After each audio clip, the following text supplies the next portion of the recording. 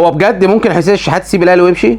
فعلا ممكن ما يجددش؟ طب هل محمد الشناوي ممكن برضه ما يكملش ويطلع اعاره؟ حسين الشحات جه في 2019 بمبلغ خيالي جدا، جاي في حدود 5 مليون دولار. بتتكلم كان في ساعتها عاملين مثلا يجي 80 85 مليون. دلوقتي حسين الشحات الاهلي لسه ما جددش معاه، وهو طالب طلبات والاهلي مش عايز ينفذ، وفي حاجات عايز ينفذها وحاجات لا. طب هل الاهلي كده هو اللي غلطان ولا حسين الشحات غلطان؟ انا شايف الاهلي غلطان في حاجه، ما ينفعش تستنى على لاعب بقيمه حسين الشحات لاخر يوم في عقده ما تجددلوش. مش كل مره نغلط نفس الغلطه، غلطناها في كذا لاعب قبل كده، والمفروض اتعلمنا من الغلطات. اداره التعاقدات بتعمل ايه طول السنه؟ ما المفروض تنزل تفاوض اللعيبه معاك. انا ممكن يكون انت شفت ان لاعب او المدرب مش مقتنع بيه، بس حتى لو مش مقتنع بيه جدد معاه وانت تسوقه، اكسب من وراه، انت دافع فيه فلوس كتيره. من الناحيه الثانيه حسين الشحات، انا واثق في حسين الشحات، مش عشان حاجه على فكره ولا عشان بقى مش عارف، لا حسين الشحات لو كان عايز فلوس كان فضل في العين الاماراتي، ما كانش جه الاهلي اصلا.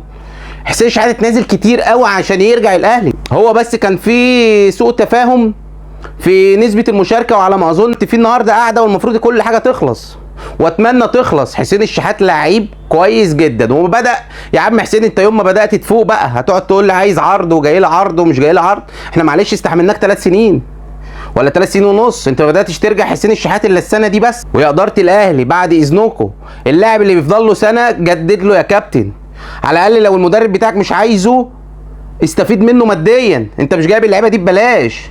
واحد زي حسين الشحات ده لو مشي انت هتبقى خسران 5 مليون دولار، انت جايبه ب 5 مليون دولار، بمبلغ اكبر مبلغ في تاريخ الاهلي جاب لاعب. عمر الاهلي ما جاب لاعب بالتاريخ بالمبلغ ده. مش معقول هنبيعه ببلاش، هنسيبه ببلاش. على الاقل كنت جددت له وسبته. مدرب مش مقتنع بيه، هتلاقي دلوقتي المدرب ماسك في خناقك وبيقول لك انا عايزه انا ماليش فيه. هتوفر له بديل مين؟ انت مش عارف توفر وينجات اصلا، من بقالنا سنتين مش عارفين نجيب وينجات. يمكن اللي بس ربنا كرمنا السنه دي ان حسين الشحات رجع لمستواه، وبيرسي تاو رجع في مستواه اخر فتره. مفيش في مصر اصلا وينجات تجيبها يا جماعه. ما ينفعش نادي كبير زي النادي الاهلي، نادي كبير زي النادي الاهلي كده يسيب اللاعب لاخر فتره. احنا بنشوف في اوروبا بيقعدوا قبل 2 و3 بيجددوا معاهم لعيبه مهم. حسين الشحات لعيب مهم، ما ينفعش نفرط فيه بسهوله. هنخسر. وموضوع ان هو يروح الزمالك من رابع المستحيلات يروح الزمالك، وانا ابصم لك بالعشر. حسين الشحات لو مش هيكمل في الاهلي هيطلع بره.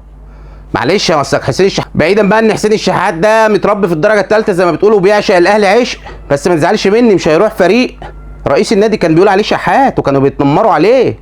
ما مش الفلوس هتجنن الناس، عشان كده انا براهن ان حسين الشحات لو مش في مصر هيطلع بره. وانا بقول لك 95% حسين الشحات هيجدد. حسين الشحات كانت مشكلته عايز سنتين، النادي عايز سنتين وهو عايز 3، الاهلي وافق له على 3. المشكله دلوقتي ان الرئيسيه نسبه المشاركه.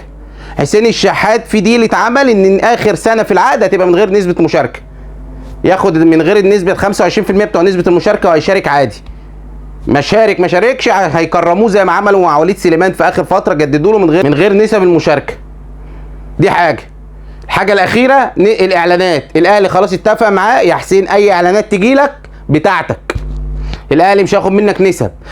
بس الاهلي حط شرط في موضوع الاعلانات ده، ما تجيش حضرتك تعمل اعلان لشركه منافسه للراعي الاهلي. ولا انا ايه؟ ولا انت مش معايا؟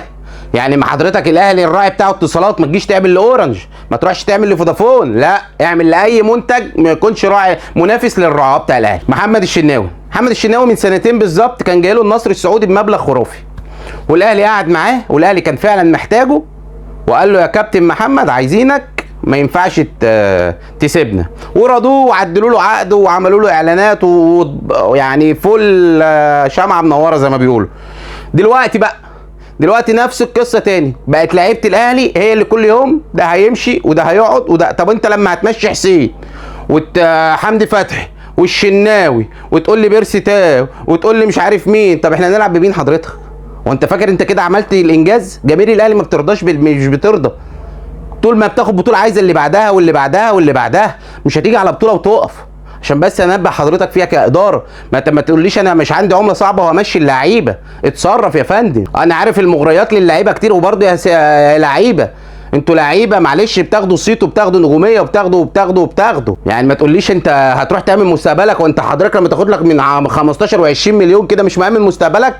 ده الناس بتقبض ب 3 4000 جنيه وبتقول الحمد لله. انت بيعتبر بتاخد اكتر من مليون جنيه في الشهر يا كابتن انت وهو. كابتن محمد الشناوي كلام طالع اليومين دول ان في برضه عرض من السعوديه، كان الاهلي جده، واهلي جده مش اهلي جده، بس هو مش عايز يمشي على طول، هو عايز يطلع سنه واحده. وانا معاك تطلع سنه يا كابتن شناوي، تريح كده برضه وتقعد سنه كده تلم لك شويه دولارات، نبقى انت كده في اخر سنينك. والحمد لله الفتره اللي فاتت ظهر لنا علي لطفي وكابتن مصطفى شوبير، يعني نجوم كويسين ويعتمد عليهم سنه، بس مش هنبوظ برضه قوام الفرقه ولا ايه؟